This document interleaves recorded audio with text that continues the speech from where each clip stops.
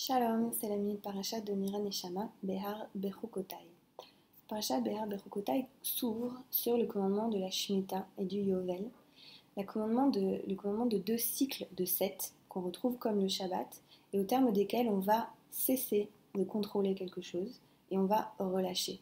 Le mot Shabbat qui vient de lishbot, cesser, ici va se traduire en libération. On va libérer, pendant la Shemitah, on va libérer la terre de notre contrôle sur elle.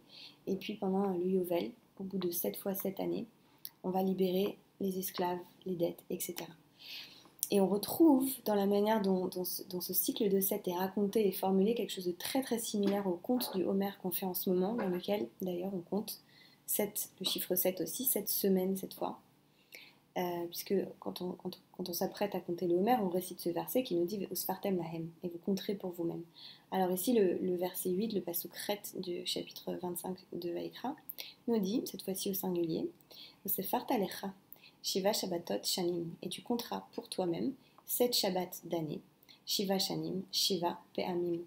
Et tu compteras, donc c'est 7 shabbats, 7 fois, 7 années, pardon, 7 fois. Cette récurrence du chiffre 7, qui est le chiffre de la création, au terme desquels il faut relâcher pour que la création s'accomplisse, elle vient nous rappeler quelque chose de essentiel, d'essentiel, qu'on a tendance à oublier, tellement on se croit en charge de tout et responsable de tout. Le fait qu'au fond, on ne contrôle pas grand-chose. On ne contrôle pas d'où on vient, où on est né, dans quel type de conditionnement social on est né, à quoi on ressemble, quelles sont nos faiblesses, quelles sont nos forces. En ces temps d'épidémie, je pense qu'on voit tous encore plus fortement à quel point on contrôle très peu de choses en tant qu'être humain. Même si à un niveau de surface de nos vies, on a besoin d'avoir une impression de contrôle et on a l'impression d'être en charge de tellement de choses.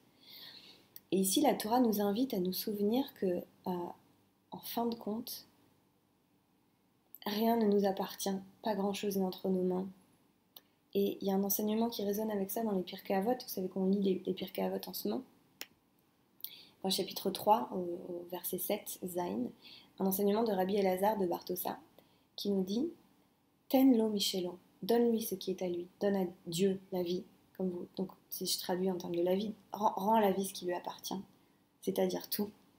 C'est-à-dire tout, puisqu'il poursuit en disant « She'ata, veshelcha, shelo » parce que toi, et tout ce qui est à toi, est à lui, est à lui, est à la vie.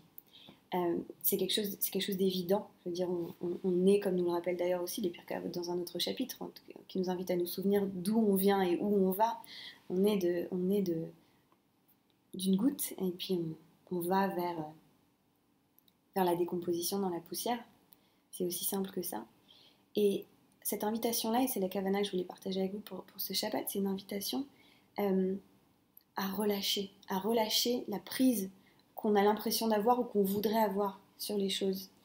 Et à ce sujet, je cite une très belle phrase de Camus que nous a rappelé un de mes enseignants hier, Eli Holzer, qui nous enseigne le Sfat Emet, qui nous rappelait cette phrase de Camus dans son livre Le Premier Homme.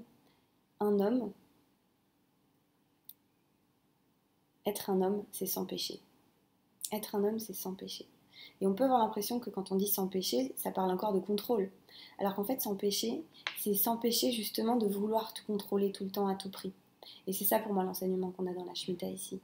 C'est sans péché de contrôler. Et c'est relâcher en fait. Donc c'est retenir. Il y a besoin de cette retenue-là, d'un instinct de possession, d'un instinct de contrôle qui est en nous tous et qui nous rassure. Mais l'invitation, c'est d'avoir ce courage-là, en fait, ce courage-là d'ouvrir la main. Parce que c'est vraiment ça la Shemitah. J'ouvre la main. Et je relâche. Et on trouve là-dedans une grande paix, une grande sérénité, un grand espace. Et c'est ce que je nous souhaite à chacun. Voilà la kavana que je voulais partager avec vous pour ce Shabbat. C'était la minute parasha de Nira Neshama.